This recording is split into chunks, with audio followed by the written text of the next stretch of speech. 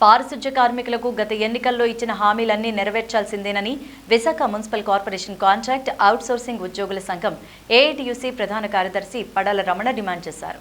GVMC కార్యాలయం వద్ద సమ్మె చేస్తున్న కార్మికులు అరగుండ్లు కొట్టించుకొని వినూత్న రీతిలో నిరసన వ్యక్తం చేశారు. ర్యాలీ నిర్వహించి ప్రభుత్వానికి వ్యతిరేకంగా నినాదాలు చేశారు. ఈ సందర్భంగా రమణ మాట్లాడుతూ ముఖ్యమంత్రి జగన్మోహన్ రెడ్డి కాంట్రాక్ట్ అవుట్సోర్సింగ్ ఉద్యోగులను క్రమబద్ధీకరిస్తామని, వేతనాలు పెంచుతామని హామీ ఇచ్చి ఇప్పుడు మడమ తిప్పేశారని విమర్శించారు. పనికి తగ్గ వేతనం అందే వరకు పోరాటాన్ని ఆపేది లేదంటూ హెచ్చరించారు.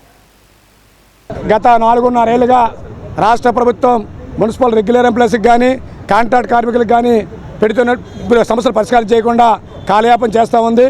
అందుకని జేఏసీగా ఏర్పడి సమస్యల పరిష్కారం కోసం సమ్మె నోటీస్ ఇచ్చి సమ్మెకు దిగడం జరిగింది. ఈరోజు రాష్ట్ర ప్రభుత్వం పలు దఫాలుగా చర్చలు పిలుస్తూ చర్చలు పెడుతూ కాలయాపన చేస్తుంది. ఇంత ఎత్తు కూడా 1 ఇంచు కూడా సమస్య పరిష్కారం వైపు ప్రభుత్వం ప్రయత్నం చేయలేదు.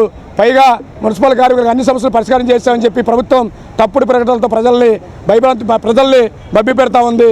అది ఈ రాష్ట్ర ప్రభుత్వాన్ని ప్రశ్నిస్తూ ఉన్నాం. మేము అడుగుతున్నటువంటి కోరికలు ఏవి కూడా ఉద్యమ కోరికలు కాదు. మీరు గత ఎన్నికల సందర్భంలో కాంట్రాక్ట్ కార్మికులు రెగ్యులర్ చేస్తామని చెప్పినటువంటి ముఖ్యమంత్రి, సమాన పనికి సమాన వేతనం ఇస్తామని చెప్పినటువంటి ముఖ్యమంత్రి, సిపిఎస్ రద్దు చేస్తామని చెప్పినటువంటి ముఖ్యమంత్రి, మీరు ఇచ్చినటువంటి హామీలను అమలు చేయమని అడిగితే ఇదేదో గొప్ప నేరవలాగా భావిస్తున్నాడు ఈ రాష్ట్ర ముఖ్యమంత్రి. కాబట్టి ముఖ్యమంత్రి గారు మాట తప్పడం కాదు, మనం తిప్పిన ముఖ్యమంత్రి గారు మీరు ఇచ్చినటువంటి హామీని అమలు చేయమని డిమాండ్ చేస్తూ ఉన్నాం. మరో పక్క నుండి కాంట్రాక్ట్ కార్మికులతో పాటు రెగ్యులర్ కార్మికులకి ఎప్పుడు ప్రతి సంవత్సరం రావాల్సినటువంటివి డిఏలు కానీ, సెలవు జీతాలు కానీ, ఇంక్రిమెంట్లు కానీ, స్పెషల్ గ్రేడ్ ఇంక్రిమెంట్లు కానీ అన్నీ కూడా పెండింగే. ఇవన్నీ కూడా అమలు చేయాలని చెప్పి మేము డిమాండ్ చేస్తూ ఉన్నాం. హెల్త్ కార్డుల పేరుతో కార్మికుల జీతాల్లో కోత పెడతా ఉన్నాం. ఇవన్నీ కూడా మీ ఖజానాలు వేసుకుంటున్నారు. కానీ అనారోగ్యంతో కార్మికుడు హాస్పిటల్ పాలైతే ఒక్క కార్మికుడికి కూడా వైద్యం అందనటువంటి పరిస్థితి ఉంది. కాబట్టి కార్మికులందరికీ కూడా అన్ని కార్పొరేట్ ఆఫీసుల్లో వైద్యం అందేలాగా కృషి చేయాలని చెప్పి మేము ప్రధాన డిమాండ్గా పెట్టడం జరిగింది. మా డిమాండ్లన్నీ కూడా న్యాయసమ్మతమైనవి, మా డిమాండ్లన్నీ కూడా మాకు హక్కు అని చెప్పి మేము చెప్తా ఉన్నాం.